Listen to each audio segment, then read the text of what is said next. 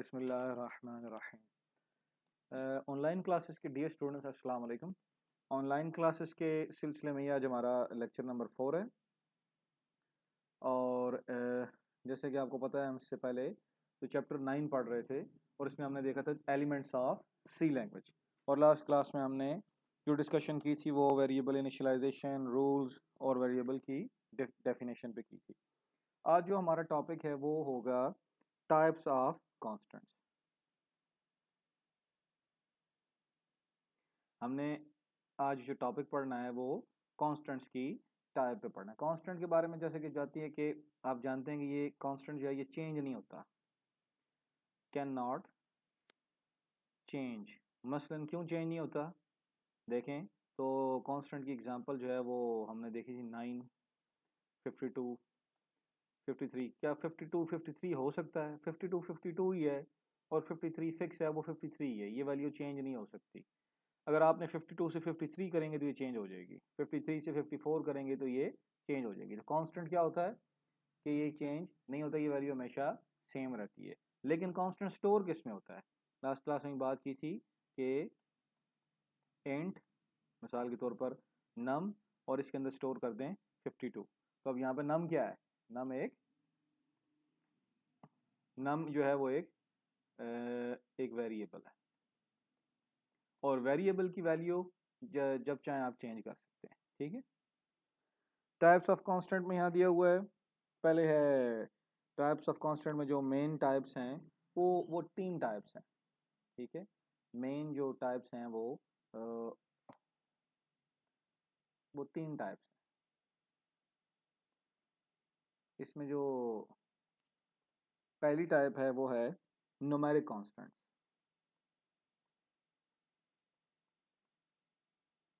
Second type है character constant.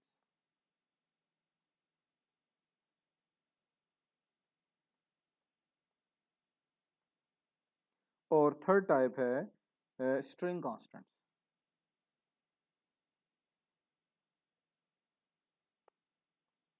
तो हम इनको एक एक करके देखेंगे। सबसे पहले हम देखते हैं जी न्यूमेरिक कांस्टेंट कि ये क्या चीज़ होती है। न्यूमेरिक कांस्टेंट्स में हम आते हैं तो इसमें जो न्यूमेरिक कांस्टेंट्स की बारे में डेफिनेशन में लिखा हुआ है कि ये नंबर्स पे मुश्तमिल होते हैं। ठीक है। Consist of numbers. तो अब नंबर्स आपको पता है कि इंटीजर हो सकते हैं या रियल हो सकते हैं। ये दोनों किस्म के नंबर हो सकते हैं, इंटीजर और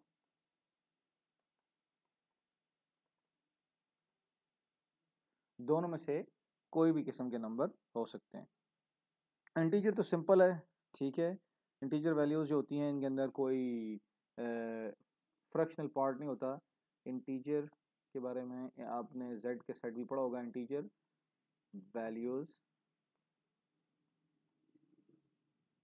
डोंट हैव फ्रैक्शनल पार्ट।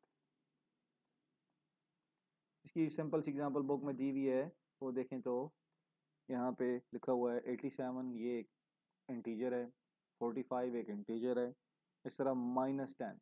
तो इंटीजर नेगेटिव भी हो सकता है, जेड के साइड में +-1 +-2 +-3 यहाँ से शुरू होता है इन्फिनिटी तक जाता है। उसमें प्लस की वैल्यूज़ भी हैं और माइनस की वैल्यूज़ भी हैं। इस तरह -5 दिया हुआ है। तो ये सब इंटीजर की टाइप्स हैं, ये इंटीजर कॉन्स्टेंट्स हैं। न्यूमेरिक में हमने जो पहली चीज़ देखी है वो जो हमने अभी एग्जांपल पढ़ी है इंटीजर कांस्टेंट, ये फर्स्ट टाइप है। न्यूमेरिक कांस्टेंट्स में फर्स्ट टाइप जो है वो इंटीजर कांस्टेंट्स हैं। इनको हम ज़रा थोड़ा सा इस तरह करें तो ये जो टाइप है इंटीजर कांस्टेंट्स, ये न्यूमेरिक कांस्टेंट्स की पहली टाइप है। ठीक है। अब हम आते हैं इसके अलावा बाकी टाइप्स पे। तो दूसरी टाइप है फ्लोटिंग पॉइंट कांस्टेंट्स।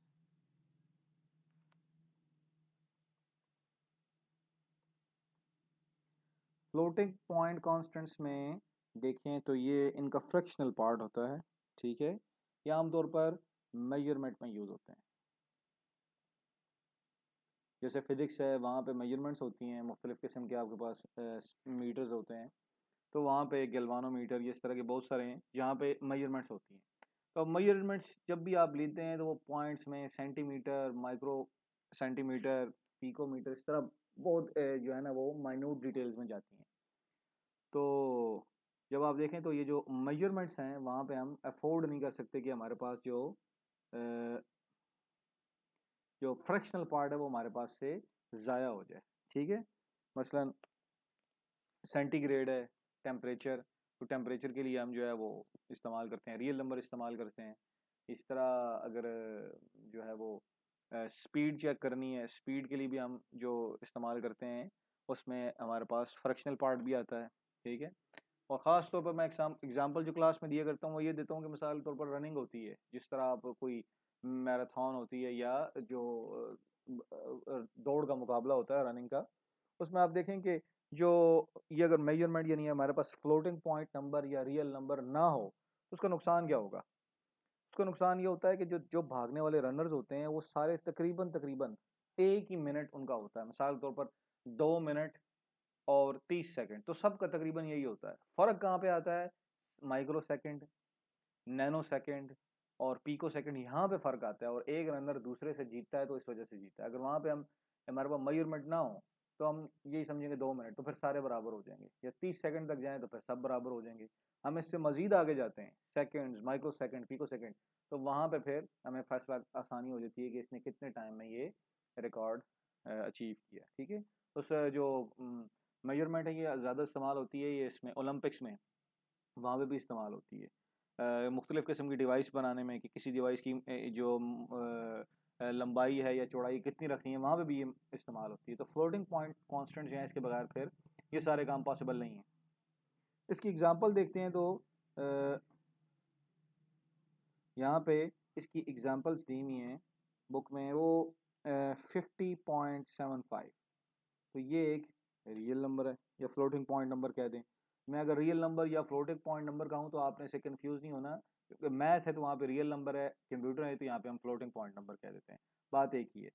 10.22, इस तरह हमारे पास है -13.42, ये सब क्या है? ये हमारे पास एग्जाम्पल हैं फ्लोटिंग पॉइंट कॉन्स्टेंट्स की। और फिर इसी की थर्ड टाइप है वो न्यूमेरिक, इसकी न्यूमेरिक कांस्टेंट्स की थर्ड टाइप है, वो हम देखेंगे, वो क्या लेती है जी? Character constants. अब कैरेक्टर कांस्टेंट्स क्या होते हैं इसकी एग्जांपल देखते हैं हम। तो कैरेक्टर कांस्टेंट्स में हमारे पास जो चीज़ आ रही है वो ये कि कोई सिंगल कैरेक्टर, कोई भी सिंगल कैरेक्टर जो हमारे पास न्यूमेरिक कांस्टेंट में, अभी तक तो हमने पढ़ा है कि इंटीजर कांस्टेंट्स और फ्लोटिंग पॉइंट कांस्टेंट्स, ये जो टाइप है कैरेक्टर कांस्टेंट्स, ये न्यूमेरिक कांस्टेंट्स में नहीं आती, बल्कि ये एक अलग टाइप है। कैरेक्टर कांस्टेंट्स जो है ये एक सेकंड टाइप है, अलग टाइप है। न्यूमेरिक कांस्टेंट्स में दो ही आती हैं जो हम इससे पहले पढ़ चुके हैं, कि न्यूमेरिक कांस्टेंट में इंटीजर कांस्टेंट्स और फ्लोटिंग पॉइंट। कैरेक्टर कांस्टेंट्स ये एक अलग टाइप है, और इसमें आप देखेंगे कि हम इसके अंदर एक सिंगल कैरेक्टर आता है। मसलन इसकी एग्जांपल क्या दें? इसकी एग्जांपल हम देख सकते हैं एक सिंगल कैरेक्टर। तो एक सिंगल कैरेक्टर देखें तो यहाँ पे ए, कैपिटल ए, ठीक है, या एन, ये भी एक सिंगल कैरेक्टर है, या फिर आप 9, ये भी एक सिंगल कैरेक्टर है तो कैरेक्टर ना। कीबोर्ड पे जो भी चीज़ें दी हुई हैं, जो भी आपको बटन्स दिए हुए हैं, ये एक कैरेक्टर है। तो 9 आपने जब टाइप किया तो आपने कीबोर्ड से एक कैरेक्टर टाइप किया। इसी तरह इक्वल साइन, ये भी एक कैरेक्टर है। इस तरह डॉलर साइन, क्योंकि ये भी कीबोर्ड पे दिया हुआ है तो ये भी एक कैरेक्टर है। लेकिन यहाँ सी लैंग्वेज में कैरेक्टर को राइट करने का तरीका थोड़ा सा अलग है। इसके अंदर सिंगल कोट इस्तेमाल होते हैं, सिंगल कोट इस तरह, ठीक है, सिंगल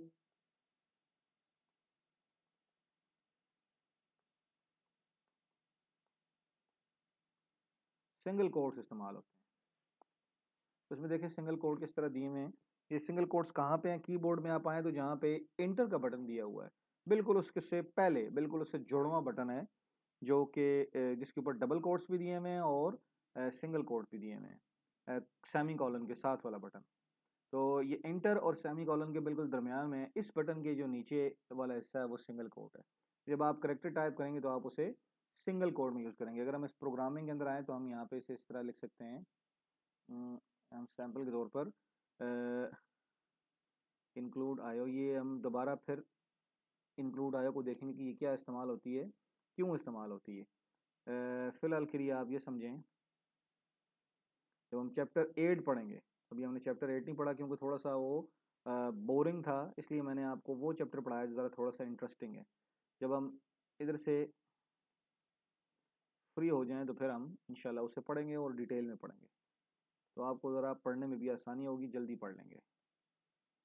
अब देखें तो यहाँ पे हमारे पास है जी एक करेक्टर है, तो इसको लिखते हैं इस तरह 4, यानी इसकी डेटा टाइप, फिर वेरिएबल का नेम। तो वेरिएबल का नेम आप लिखते हैं वार, ये भी आप यूज़ कर सकते हैं। आप आई यूज़ कर सकते हैं, आप ए यूज़ कर सकते हैं, आप एन यूज़ कर सकते हैं। मैं यूज़ करता हूँ वार। और इसके अंदर मैंने डेटा स्टोर कराना है तो इस तरह स्टोर करूँगा। Single quote, capital A store करवा सकता हूँ, मैं चाहूँ तो स्मॉल ए स्टोर करवा सकता हूँ, मैं 0 स्टोर करवा सकता हूँ, 9 स्टोर करवा सकता हूँ, 7, लेकिन एक करेक्टर से ज़्यादा आप नहीं जा सकते। ठीक है, जब आप एक करेक्टर से ज़्यादा इसमें स्टोर करेंगे, मैं जैसे 9 स्टोर करूँगा, तो अब ये क्या करेगा, ये एरर दे देगा। मैं इसको कंपाइल करने की कोशिश करता हूँ तो ये एरर दे देगा। पहले ये कह रहा है कि सेव करें इसे, मैं से कह देता हूँ ये कांस्टेंट टाइप्स ऑफ कांस्टेंट्स। तो ये देखें फौरी तौर पर इसने एरर दे दी है कि ये ओवरफ्लो हो गया, ये अलाउड नहीं है। ओवरफ्लो का मतलब फिर बाद में पता चलेगा कि जितनी गुंजाइश है उससे ज़्यादा डेटा स्टोर करवाएं तो वो ओवरफ्लो है। जैसे यहाँ पे 8 है तो सिंगल करेक्टर अलाउड है, हम 2 रखे हैं तो ये ओवरफ्लो हो गया, ज़्यादा गुंजाइश से ज़्यादा डेटा स्टोर किया है। अब देखें तो इसे कंपाइल करते हैं, कोई मसला नहीं है इसके अंदर। ठीक है, आप इसके अंदर 8 भी स्टोर करवा सकते हैं, आप इसे कैपिटल ए और ए स्टोर करवा दें, कोई मसला नहीं। ठीक है, ये हमने क्या किया, अभी हमने कैरेक्टर कांस्टेंट पढ़े। कैरेक्टर कांस्टेंट का मतलब है एक सिंगल कैरेक्टर जो आप किसी वेरिएबल में स्टोर करवाते हैं, वो कैरेक्टर कांस्टेंट है। अब हम आते हैं और कांस्टेंट की जो थर्ड टाइप और लास्ट टाइप है वो है जी स्ट्रिंग कांस्टेंट। स्ट्रिंग कांस्टेंट में और इसमें कैरेक्टर कांस्टेंट में सिर्फ इतना फ़र्क है कि जब आप एक से ज़्यादा वैल्यू स्टोर करवा दें, यानी मैं मिसाल देता हूँ, पाकिस्तान आपने स्टोर करवाना है, तो अब ये क्या है, ये एक से ज़्यादा करेक्टर हैं, तो इसके लिए अब सिंगल कोड यूज़ नहीं होगा, इसके लिए डबल कोड यूज़ होंगे। मैं यहाँ पे लिख भी देता हूँ, यूज़ डबल कोड। अब हम इसकी कोई एग्जांपल यहाँ पे टाइप कर लेते हैं प्रोग्राम के अंदर। जैसे यहाँ 4 है वार, तो इसको राइट करने का तरीका यहाँ पे इस तरह है, इसके साथ ये वाली ब्रैकेट लगती है जो कि पी के बिल्कुल साथ दी हुई है कीबोर्ड पे। पहले ये लिखते हैं, ये क्यों लिखते हैं ये वजह मैं फिर बताऊंगा, जब हम इसको थोड़ा सा चैप्टर्स आगे चलेंगे तो फिर मैं ये वजह बताऊंगा कि क्यों लिखते हैं। इसी चैप्टर में हो सकता है ये आगे आए, नहीं तो ये आगे वाले चैप्टर में ज़रूर आएंगी। लेकिन इतना याद रखें कि स्ट्रिंग, स्ट्रिंग का मतलब, जिस तरह स्ट्रिंग का लफ्ज़ ही मतलब यही है ना कि दाने, एक से ज़्यादा दाने, तस्बीह के दाने जिस तरह होते हैं, वो पूरी एक स्ट्रिंग बनती है। तो यहाँ पे जब एक से ज़्यादा करेक्टर स्टोर होते हैं तो वो तस्बीह के दानों की तरह जुड़ जाते हैं, एक साथ जुड़े होते हैं, तो वो एक करेक्टर नहीं होता, एक से ज़्यादा करेक्टर होते हैं। तो अब आप क्या करें, इसे डबल कोट्स में स्टोर करवाएं। अब इसके अंदर कोई मसला नहीं है, मसला यहाँ पे मैं स्टोर करवा देता हूँ, कोई नाम स्टोर करवा देता हूँ, अली रज़ा, ये भी ठीक है। मैं लिखूँगा उमर खान, ये भी ठीक है। इस तरह मैं अगर पाकिस्तान स्टोर करवाऊँ तो ये भी ठीक है। ये देखें तो कोई एरर नहीं है। अगर मैं इसके सिंगल कोड यूज़ करूँगा फिर इशू आएगा। ठीक है, तो राइट करेंगे तरीकाकार क्या है, डेटा टाइप बताइए, वेरिएबल, साथ ये बताना है, ये साइज़ बताना है। साइज़ फ़िलहाल मैंने यहाँ नहीं लिखा, इसको ब्लैंक छोड़ दिए और इसके अंदर मैंने वेरिएबल लिख दी है। यहाँ मैं पाकिस्तान के अलावा देखें कोई नंबर स्टोर करवाना चाहता हूँ, 1 2 3 इस तरह भी स्टोर करवा सकता हूँ। आईडी कार्ड स्टोर करवाना है 37 101 030।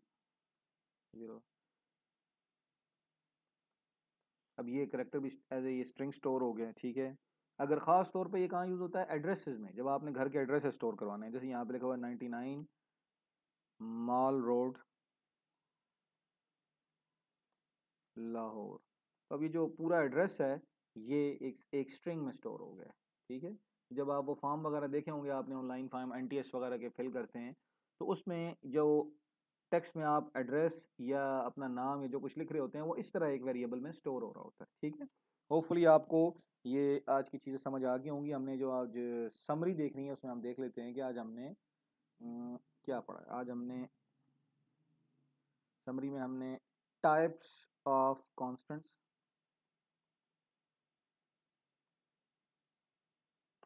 जिसमें हमने देखा है numeric constants, types of constant पढ़े हैं, उसमें हमने न्यूमेरिक कांस्टेंट देखे हैं, कैरेक्टर कांस्टेंट देखे हैं और स्ट्रिंग कांस्टेंट देखे हैं, और साथ हमने उनकी कुछ एग्जांपल डिस्कस किए हैं।